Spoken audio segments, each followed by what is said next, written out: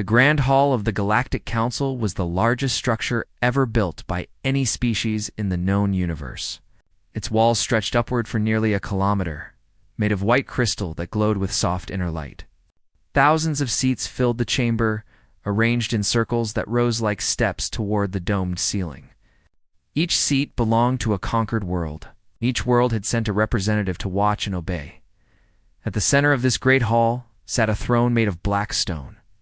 Emperor Volan III rested upon it, his tall gray body wrapped in robes of gold and purple.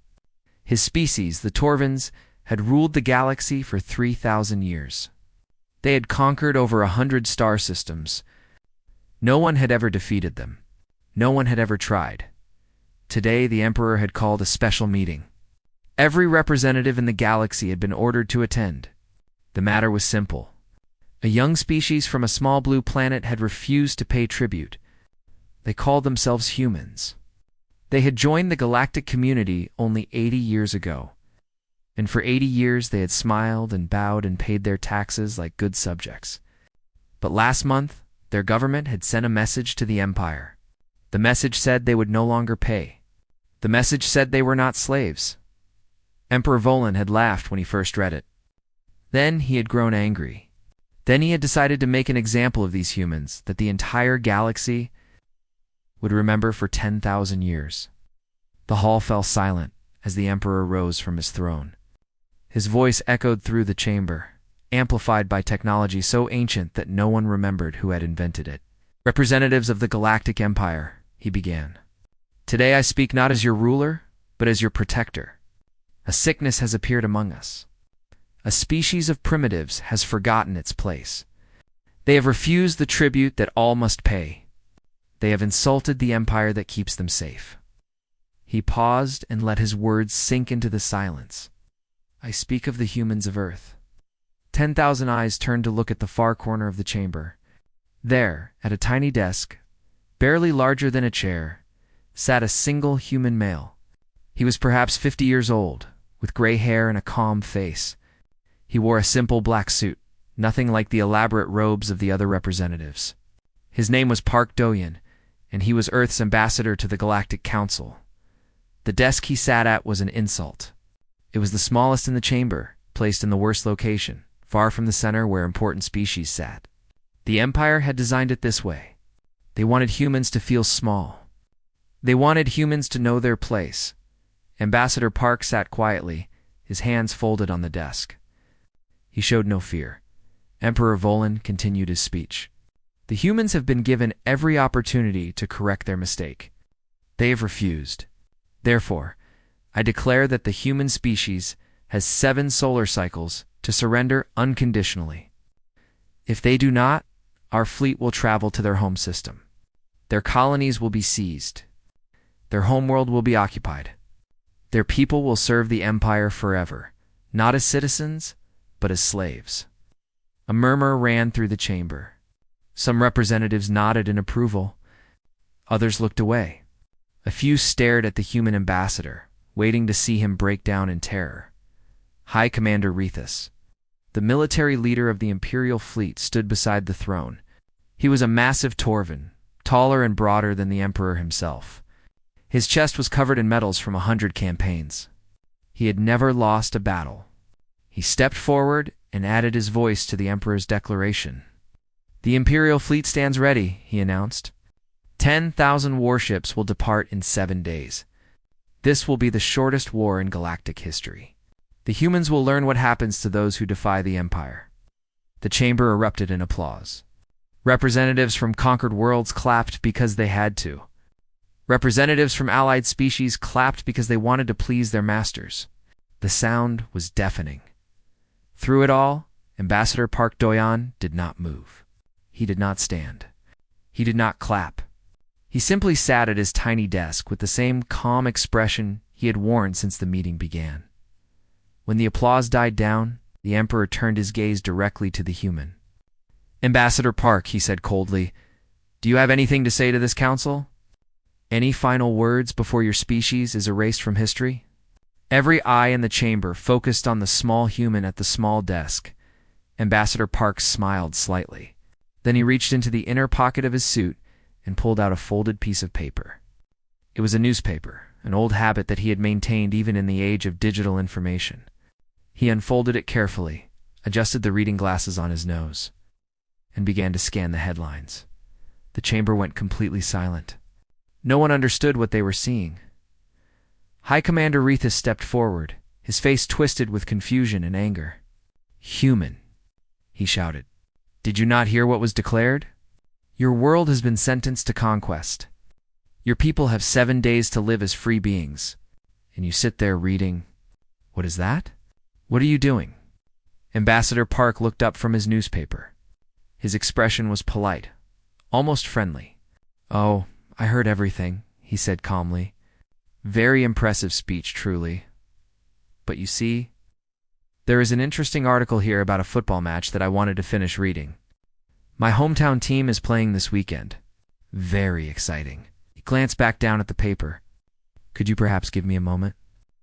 The silence that followed was unlike anything the Council had ever experienced. For 3,000 years, species had trembled before the Empire. They had begged for mercy. They had cried and pleaded and offered everything they had. No one had ever responded to a declaration of war by reading a newspaper. Emperor Volan's face turned dark purple with rage. "You dare?" he whispered. "You dare to mock the Galactic Empire?" Ambassador Park folded his newspaper and tucked it back into his pocket. He stood up slowly, taking his time. When he spoke, his voice was calm and clear, reaching every corner of the great hall. "I do not mock you, Emperor. I simply do not fear you. There is a difference." He paused and looked around the chamber at the thousands of watching faces. "You have given humanity 7 days to surrender. We will not surrender in 7 days. We will not surrender in 7 years. We will not surrender in 7,000 years. You see, my species has a long memory. We remember when we were slaves to each other. We remember the chains and the whips and the cages. We freed ourselves from that darkness long ago, and we swore that we would never wear chains again." He picked up a small bag from beside his desk and walked toward the exit. At the doorway, he turned back one final time. "You have declared war on humanity. I suggest you prepare carefully. We have been waiting for this moment for 80 years. And he walked out of the chamber, leaving 10,000 representatives in stunned silence. In her seat near the middle of the hall, Counselor Mira watched the human leave. She was one of the few Torvans who had studied humanity's history. She knew about their world wars, their nuclear weapons, their endless conflicts against each other. A cold feeling settled in her stomach. She had warned the Emperor not to threaten the humans. She had told him that these people were different, that they had a darkness in their past that made them dangerous. The Emperor had laughed at her warnings. Now, watching the empty doorway where Ambassador Park had stood, she wondered if the Empire had just made the greatest mistake in its 3,000-year history. The war had not yet begun. But Counselor Mira already felt afraid. The message from Ambassador Park reached Earth 12 hours after the council meeting ended. By the time most humans woke up the next morning, their leaders had already read it 5 times. The Galactic Empire had declared war. Humanity had 7 days to surrender or face invasion. The message ended with 4 simple words. Begin Operation Sleeping Giant. Admiral Kong Minji received the message on the bridge of the BCA Ju, humanity's largest warship. She was a small woman with short black hair and sharp eyes that missed nothing. She had served in the military for 30 years, rising from a simple pilot to the commander of Earth's entire space fleet. She had never lost a battle, but she had also never fought one against aliens. That was about to change. She read the message twice, then smiled. It was not a happy smile. It was a smile of someone who had waited a very long time for something they knew was coming. Send this to all fleet commanders, she ordered. Tell them the wait is over. We moved to defense positions immediately. Her second-in-command looked nervous. Admiral, the Empire has 10,000 ships. We have less than 2,000. How can we possibly win? Mingy turned to face him. We have been paying tribute to the Empire for 80 years, smiling at them, bowing to them, acting weak and primitive. Do you know why? The officer shook his head. Because we were buying time. Time to watch them. Time to learn their weaknesses. Time to build weapons they don't know about. She pointed out the window at the stars. They think they are coming to crush insects. They have no idea what is waiting for them. On Earth, in a building hidden beneath a mountain in Korea, Dr. Yoon Sun-woo received the same message. He was the head of Earth's Strategic Research Division, a secret organization that officially did not exist. For 50 years, he and his team had worked on technologies that would give humanity a chance against the Empire. Now those technologies were about to be tested. He gathered his team in the main laboratory. Around him stood the greatest scientists humanity had ever produced. They looked tired, but determined. They had spent decades preparing for this moment. The Empire will attack in 7 days, Sun-woo told them. Their fleet is 300 years ahead of our normal technology. They have better shields, better weapons, faster engines. If we fight them with conventional ships, we will lose. He paused and looked at each scientist in turn. But we are not going to fight them with conventional ships. He pressed a button, and a hologram appeared in the center of the room. It showed a new type of engine, one that bent space itself to move through the universe. Next to it appeared a weapon that could fire through dimensions, hitting targets that thought they were hidden. And beside that, a shield system that absorbed enemy fire and sent it back at them. Project Horizon, Sun-woo said quietly. 50 years of secret work. The Empire has no idea these exist. When they arrive, they will expect to find primitives with primitive weapons. Instead, they will find us. Meanwhile, on the colony world of New Seoul, General Lim Tai-woo was preparing his ground forces. He was an old soldier with a scarred face and calm eyes. His family had been military for 4 generations. His great-grandfather had fought in the Korean War. His grandfather had served in the United Nations peacekeeping forces. His father had been among the first soldiers to serve on another planet. Now it was his turn. He stood before 10,000 soldiers, the best humanity had trained. They were equipped with powered armor, advanced rifles, and a determination that came from knowing they were fighting for their entire species. The Empire thinks we are soft, he told them. They think that because we smile and pay tribute, we are weak. They are wrong. We come from a planet where we fought each other for thousands of years. We learned every trick, every tactic, every way to hurt an enemy. The Empire has conquered 100 peaceful worlds. They have never faced a species like us. He raised his fist. When they come for our homes, we will show them what humans can do. We will make them pay for every step they take on our soil. We will teach them that humanity does not surrender. Soldiers cheered, their voices rising like thunder, in deep space. Captain Han Yuna sat in the cockpit of her fighter craft. She was young, only 30 years old, but she was already the best pilot in the fleet. She had earned her place through skill, hard work, and a talent for thinking faster than anyone else. Her squadron was stationed near Jupiter, hidden in the shadow of one of its moons. They had been running simulations for weeks, practicing against computer versions of Imperial fighters. Yuna had studied every recording of Imperial combat she could find. She knew how they flew, how they attacked, how they defended. They fly in perfect formations, she told her squadron. Beautiful, precise, predictable. They have been doing the same tactics for 3,000 years because no one has ever challenged them. They don't know how to adapt. They don't know how to improvise. They fight like they are dancing, not like they are trying to survive. Her wingman, a pilot named Cho Minho, laughed nervously. And how do we fight? Yuna grinned. We fight dirty. We break every rule of elegant combat. We do whatever it takes to win, even if it looks ugly. That is how humans have always fought. That is why we are still alive. Back on the council world, Counselor Myra sat alone in her private chamber. She had access to the Empire's military intelligence. She had spent the last 12 hours studying everything they knew about humanity. The more she read, the more worried she became. The humans had fought 2 world wars against themselves. They had invented nuclear weapons and used them on their own cities. They had developed chemical weapons, biological weapons, weapons of terror. They had killed hundreds of millions of their own kind in less than a century. And then they had stopped. They had looked at what they had become, and they had chosen to change. They had built peace. They had reached for the stars. They had smiled at the Empire and paid their tribute like good little subjects. But beneath that smile, they had never forgotten how to fight. Mira tried one more time to warn the High Commander. She sent him a message explaining what she had learned. She told him that the humans were more dangerous than any species the Empire had ever faced. She begged him to reconsider the invasion. His response came an hour later. It was one sentence. "The Empire does not fear primitives." Mira closed her eyes and felt the weight of what was coming. She had done everything she could.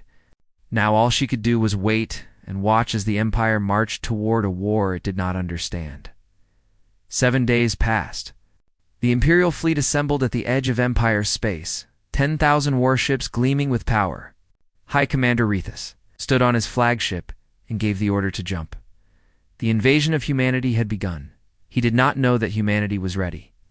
He did not know about the weapons hidden in the asteroid belt, the fleet waiting in the shadows. The soldiers prepared to fight to the last breath. He would learn soon enough. The Imperial fleet came out of hyperspace at the edge of Earth's solar system. 10,000 warships appeared in a flash of light, their weapons powered and ready. They stretched across space like a wall of metal and fire, blocking out the distant stars. It was the largest invasion force the Empire had ever assembled. High Commander Rethus stood on the bridge of his flagship, Eternal Victory. He was dressed in his finest uniform, covered in medals from 100 conquests. This would be his greatest triumph. He would crush the humans and return home as the greatest warrior in Imperial history. He turned to his sensor officer. "Scan for enemy ships. Show me what the humans have prepared." The officer worked his controls. Seconds passed. His face showed confusion. "Commander, I detect no enemy vessels. No orbital stations. No defensive platforms. There is nothing here except one small ship near the planet Jupiter." Rethus frowned. "One ship? What kind of ship?" "It appears to be a communications vessel, Commander. It is broadcasting a message on an open channel. Play it." The speakers crackled, and a familiar voice filled the bridge. It was Ambassador Park Do-yan, the same human who had read a newspaper during the declaration of war. "Welcome to Seoul," the ambassador said calmly. "Welcome to human space. I apologize for the lack of a proper greeting party. Traffic was terrible this time of year, you understand? If you would like to surrender now, we would be happy to accept. If not, I suggest you turn around and go home. The view is about to get much worse ahead." Rethus laughed loudly. "He jokes with us. The human makes jokes while we come to destroy his world." He turned to his officers. "All ships advance toward Earth. Standard invasion formation. We will burn their cities and make their people watch."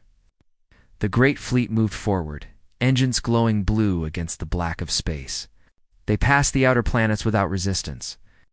They crossed the asteroid belt without trouble. They approached Mars and still saw nothing. Rethus grew uneasy. Something was wrong. The humans had ships. They had colonies. They had weapons. Where were they all? "Scan the system again," he ordered. "There must be something we are missing." The sensor officer worked frantically. "Commander, I detect some unusual readings in the asteroid belt behind us. They could be ships, but they appear to be rock formations. And there are strange energy signatures near Jupiter's moons. I cannot identify them." Rethus waved his hand in dismissal. "Rocks and shadows. The humans are hiding like cowards. All ships prepare to fire on Earth. We will teach them what happens to species that defy the Empire." The fleet's weapons began to power up. Thousands of cannons pointed toward the small blue planet in the distance. In moments, Earth would burn. That was when the trap was sprung. Behind the fleet, the asteroids began to move. They were not rocks at all, but mines, hidden weapons that humanity had placed decades ago. They had been disguised to look like natural formations, invisible to Imperial sensors. Now they activated all at once. Explosions tore through the rear of the Imperial fleet. Ships vanished in balls of fire. Others lost power and drifted dead in space. In the first 30 seconds, 500 Imperial warships were destroyed or disabled. Rethus spun around in shock. What is happening? Where did those weapons come from? Before anyone could answer, more explosions rocked the fleet. From the shadows of Jupiter's moons, human warships emerged. They were sleek and fast, their designs unlike anything the Empire had seen before. Their engines bent space around them, allowing them to move at impossible speeds. Their weapons fired beams that passed through shields like they were not there. "Admiral," Kong Minji's voice cut through the chaos. "This is the human fleet. You are surrounded. You have walked into a trap that we spent 80 years building. I suggest you surrender now." High Commander Rethus refused to believe what he was seeing. Impossible. These primitives cannot have technology like this. All ships, return fire. Destroy them. The Imperial ships tried to fight back. Their weapons were powerful, designed to crush any opponent. But the human ships were faster. They dodged and weaved through the Imperial formations, striking where the shields were weakest. And when Imperial weapons did hit them, human shields absorbed the energy and threw it back. Captain Han Yuna led her fighter squadron into the heart of the battle. She flew circles around the Imperial fighters, which tried to maintain their perfect formations even as they died. She broke through their lines again and again, targeting the weak points in their ships. "They don't know what to do," she reported to Admiral Mingi. "They keep trying the same tactics. They cannot adapt. It is like fighting robots. Keep hitting them," Mingi replied. "Do not give them time to think." The battle raged for hours.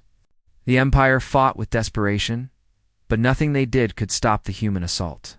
Their formations broke apart. Their commanders screamed orders that no one followed. Their flagship took hit after hit, shields failing one by one.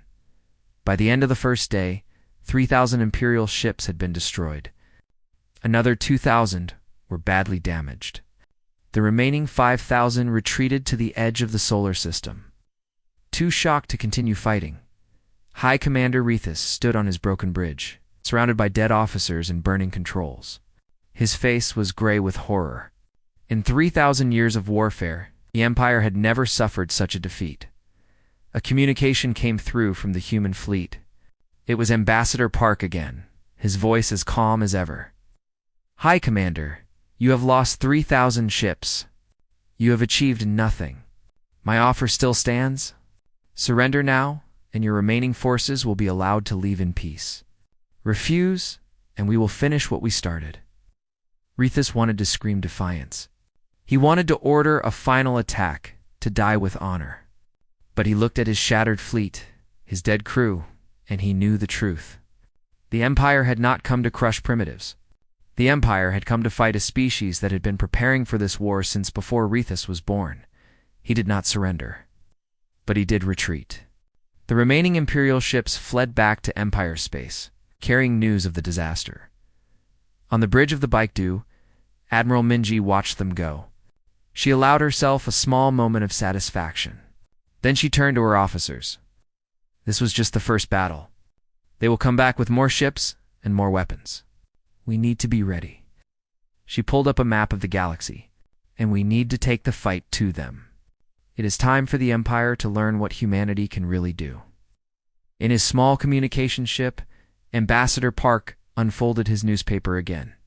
The front page carried a headline about the first battle, about humanity's great victory. He smiled and began to read.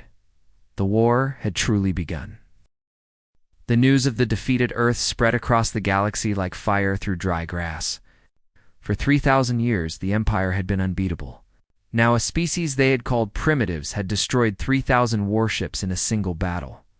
The conquered worlds whispered the news to each other in secret. The allied species pretended not to hear. And in the great palace of the Empire, Emperor Volin sat on his throne and felt something he had never felt before. Fear. "How is this possible?" he demanded. "How could humans defeat our fleet? They were supposed to be primitives. They were supposed to be weak." High Commander Rethus knelt before the throne, his head bowed in shame. "My Emperor, we were deceived. For 80 years, the humans pretended to be harmless. They paid tribute. They smiled. They acted afraid. But they were building weapons in secret. Weapons we have never seen before. Weapons that made our technology look ancient. The Emperor's face twisted with rage. "Then we will send more ships. Every warship in the Empire will gather and crush them." And so the order went out. From every corner of the Empire, warships began moving toward Earth. Defense fleets left their stations. Patrol ships abandoned their routes. The Empire stripped itself bare to build an armada that would overwhelm humanity through sheer numbers. This was exactly what humanity had planned. On 40 different worlds, resistance movements received a signal from Earth. It was a simple message. Now. General Lim Taiwu had spent years building secret alliances with species that hated the Empire. He had sent agents to conquered worlds, weapons to rebel groups, training to freedom fighters. They had waited in the shadows, preparing for the moment when the Empire would be distracted. That moment had arrived. On the forest world of Keller, slaves rose up against their masters. They seized the weapons that humans had smuggled to them and attacked the Imperial garrison. The soldiers, few in number with most of the army gone, fell within hours. On the ocean world of Veth, the native species disabled the Imperial ships in their harbors. They had been building underwater weapons for years, following designs that human engineers had sent them in secret. On the mining world of Dross, workers stopped digging and started fighting. They collapsed tunnels on Imperial troops. They destroyed the factories that built Imperial weapons. They raised a flag that showed a blue planet with the words, "With Earth, we rise." 40 worlds, 40 rebellions, all happening at the same moment. The Empire found itself fighting a war on 100 fronts, and it had sent most of its forces to attack a species that had already beaten them once, while the rebellions raged. Captain Han Yuna led her squadron deep into Imperial space. Their mission was not to destroy fleets, but to cut the connections that held the Empire together. They struck supply convoys carrying food and weapons. They destroyed communication stations that allowed the Emperor to give orders. They attacked quickly, vanished before reinforcements could arrive, and struck somewhere else. Yuna flew like she was born for this. Her pilots followed her through impossible maneuvers, hitting targets that the Empire thought were safe. They painted human flags on the wreckage they left behind so everyone would know who had done this. How do they keep finding us? An Imperial commander screamed as another supply depot exploded. They are everywhere. They are ghosts. They were not ghosts. They were just very good at their jobs. Back on Earth, Dr. Yoon Sunwoo launched the final part of the plan. Project Sunrise. It was not a weapon or a ship. It was information using technology that could broadcast across the entire galaxy. Sunwoo began sending messages to every world under Imperial control. The messages told the true history of humanity. They showed humans at their worst, the wars and the suffering and the terrible things they had done to each other. They showed humans killing millions of their own kind. They showed nuclear explosions and concentration camps and cities burned to ash. And then the messages showed what came after. They showed humans choosing to change. They showed them building peace after centuries of war. They showed them reaching for the stars not to conquer, but to explore.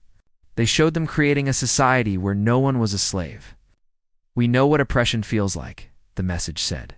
"We have been slaves and we have been masters.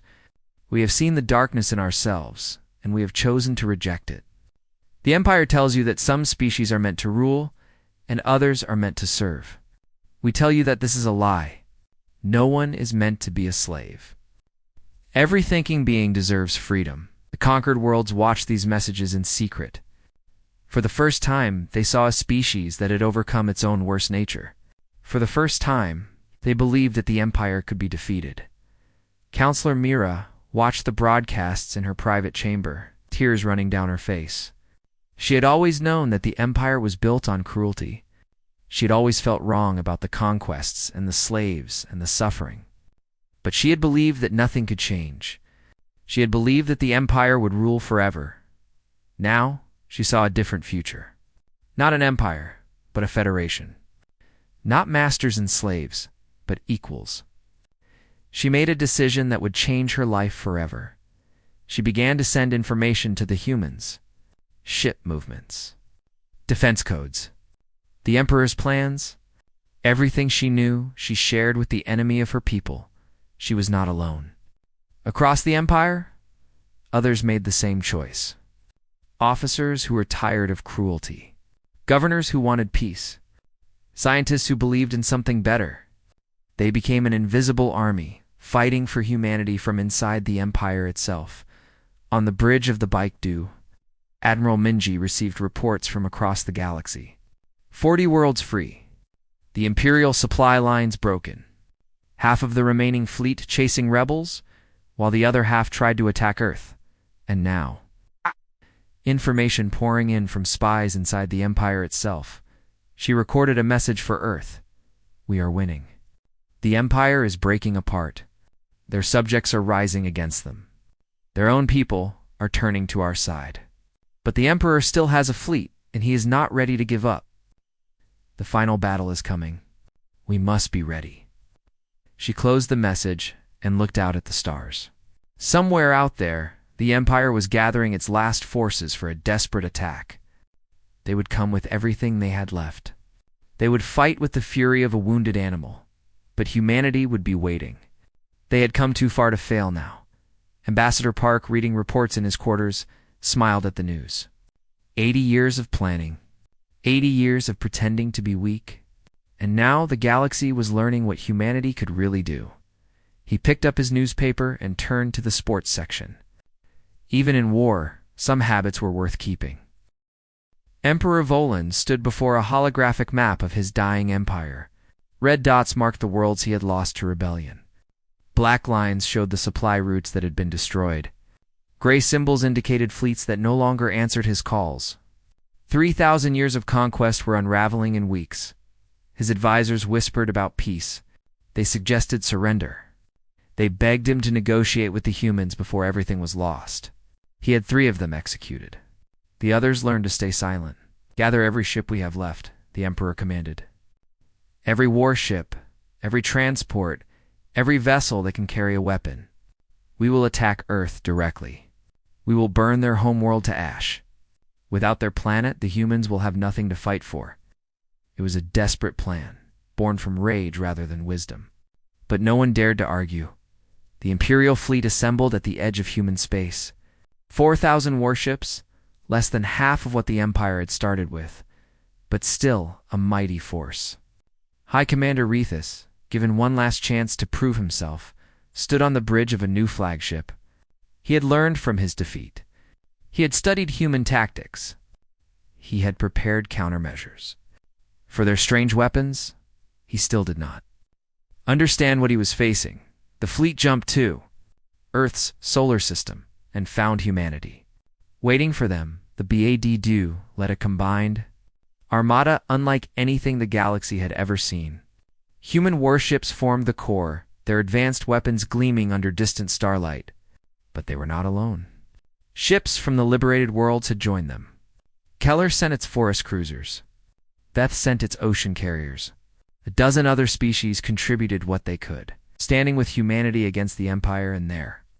In a small ship behind the main fleet, Ambassador Park Do-yan watched the approaching enemy. His newspaper was finally put away. This was not a moment for reading. High Commander Rethus opened a communication channel. "Humans," he said, "you have fought well. You have surprised us. But this ends today. You cannot defeat 4,000 warships. Surrender now, and we will spare your cities." Admiral Minji answered him. "Commander, 8 months ago, you came here with 10,000 ships. Now, you have 4,000. You have lost half your empire to rebellion. Your supply lines are destroyed. Your people are turning against you. And still you think you can win?" She paused, and when she spoke again, her voice was hard as steel. "We are not the ones who need to surrender." Rethus cut the channel and gave the order to attack. The Imperial fleet surged forward, weapons firing. The final battle had begun. Captain Han Yuna led the first wave of fighters into the enemy formation. She had trained for this moment her entire life. Her squadron flew like one organism, moving together, striking together, covering each other. Imperial fighters tried to match them but fell in flames. The main fleets crashed together in a storm of energy and metal. Imperial weapons pounded human shields. Human weapons tore through Imperial armor. Ships exploded on both sides, but for every human vessel lost, 3 Imperial ships died. General Lim Tai-Wu led boarding parties onto the largest Imperial ships. His soldiers fought through corridors and captured bridges. They took prisoners instead of killing when they could. Following orders from Admiral Minji, this war would end. And when it did, humanity wanted to build peace, not create more enemies. Dr. Yoon Sun-woo coordinated the battle from the Baekdu, directing weapons that he had helped design. He watched his creations work exactly as planned. 50 years of secret research, 50 years of preparation, all of it coming together in this final moment. The battle lasted 6 hours. When it was over, the Imperial fleet had been shattered. 2,000 ships destroyed. Another 1,000 captured. The rest fled in all directions, their commanders abandoning the fight. High Commander Rethus was taken prisoner on his own bridge, surrounded by human soldiers who treated him with more respect than he had expected. Only one task remained. Emperor Volan's personal flagship had tried to escape during the battle. Human ships had disabled it easily, as if they had known exactly where it would run. Now the Emperor was being brought to the Baekdu to surrender in person. He was escorted to the bridge by armed guards. He walked slowly, his head held high even in defeat. He had ruled the galaxy for decades. He had never imagined it would end like this. Ambassador Park Do-yeon was waiting for him. The human looked exactly as he had in the council chamber months ago. Calm, patient, unafraid. Emperor Volan Park said quietly, "Welcome to the BIDU." The Emperor stared at him with hatred. "How?" he demanded. "How did you hide so much strength? For 80 years, you paid tribute. You smiled at us. You acted like obedient subjects. How did we not see what you really were?" Park reached into his pocket and pulled out his newspaper. He unfolded it slowly, the way he always did. "We have a saying on Earth," he said. "The nail that sticks up gets hammered down." So we did not stick up. We stayed low. We watched you. We learned your weaknesses. We built our weapons in secret. We made friends with species you had conquered. And we waited. He tucked the newspaper away again. "There is another saying. Do not wake a sleeping giant. You woke us, Emperor. You declared war on a species that has been practicing war since before your empire existed. That was your mistake." Emperor Volan had no answer. He simply bowed his head. The formal surrender was signed the next day. The Galactic Empire, after 3,000 years, was dissolved. In its place, a new federation would be built. A council of equals, where no species ruled over another. Humanity did not ask to lead it. They simply made sure it existed. The galaxy began to heal. Conquered worlds became free worlds. Slaves became citizens. Old enemies became allies. It would take years to undo the damage the Empire had done, but it was finally possible. Admiral Kung Minji retired to a small house by the sea in Korea, where she had grown up. She spent her days watching the waves and remembering the friends she had lost. Dr. Yoon Sun-woo returned to teaching, sharing his knowledge with a new generation of scientists who would never have to work in secret. General Lim Tai-woo wrote his memoirs. The book became required reading at military academies across the galaxy. Captain Han Yuna flew cargo ships between the stars. She was finally at peace. Counselor Mira, pardoned for her help during the war, became one of the architects of the new federation. She worked alongside human diplomats to build something better than the Empire had ever been, and Ambassador Park Do-yeon. He took a seat on the new Federation Council. The seat was large and comfortable, placed near the center where important delegates sat. Some days when the debates grew long and the politics grew tiresome, he would reach into his pocket and pull out a newspaper. He would read the headlines and smile. After all, some habits were worth keeping. In the Great Hall of the Federation Council, a memorial was built to honor those who had died in the war. On it was carved a simple inscription. They expected us to fear them. They did not realize we had already survived ourselves. The galaxy would never forget what humanity had taught them. And humanity would never forget what they had become. The war was over. The future had begun.